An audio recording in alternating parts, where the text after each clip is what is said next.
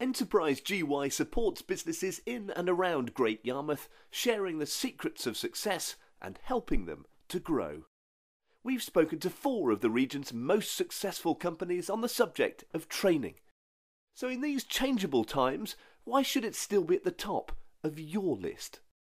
We're more competitive now than we ever were. We've got our competitors out there who are wanting to win our business, steal our business, if you like. So we have to be the best we can possibly be in all areas of the business.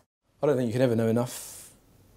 I think you'd be naive if you thought you did. With the ever-changing technologies, new directives, new government legislation, customer standards changing, you've got to keep in touch with these. If you don't, then you fall back, your competitors take a lead and you lose out. Times are tough and training is always something that can be either glossed over or left until later, but targeted training in the right areas where you can see some benefit either in staff retention and staff welfare or a direct commercial benefit is something to be on the agenda at all times.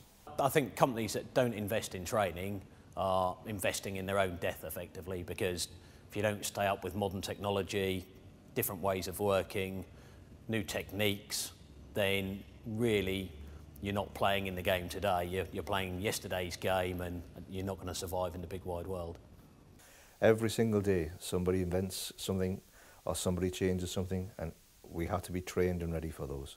For me, training is imperative, because it is, regardless of the amount of money, financial investment you've made, if you don't have the correct team with the correct skills to actually deliver a high calibre service, you are in trouble.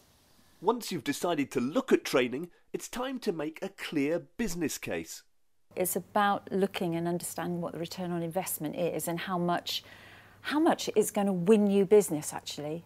Is it going to add value to the business? Like if it costs thousands of pounds but you're only going to get hundreds back, then it's not worth going into that training. Obviously it's not going to give you the return you require, and it's not going to motivate the person you've put through the training because they're not going to be able to utilise their skills. So it needs to be a careful consideration. Take a good hard look at your staff, appraise your staff, identify the training needs through that, and only pay for training that's required for the business. Don't treat it as a morale booster for staff.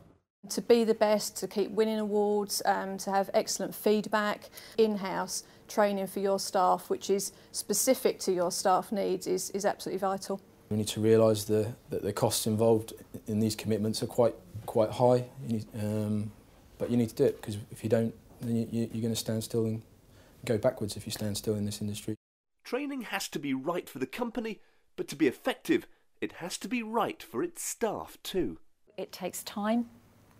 It takes time to analyse, it takes time to get to know the people in the business as well, and to also be very clear on the objectives that you want from each of those training sessions. The workforce like to be trained. It's a general rule that people do like to do their jobs better.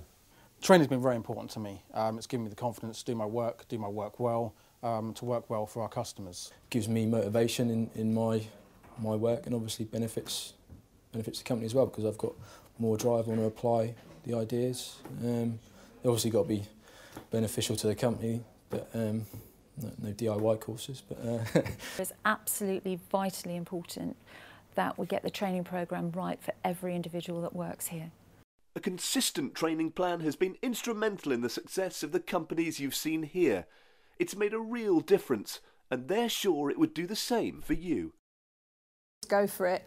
A business can't be sustained without important, good quality training, and I think there's the key as well. It has to be good quality training. Always want to be training, always want to be learning more and more. The more knowledge you have, the more problems you can resolve and the better you are at your job. There's a plethora of grants and money out there locally, and really dig deep, try hard, take as much free money as you can, and really focus down on what you're going to deliver through the training. For more information on the support available to you, contact enterpriseGY or visit the websites.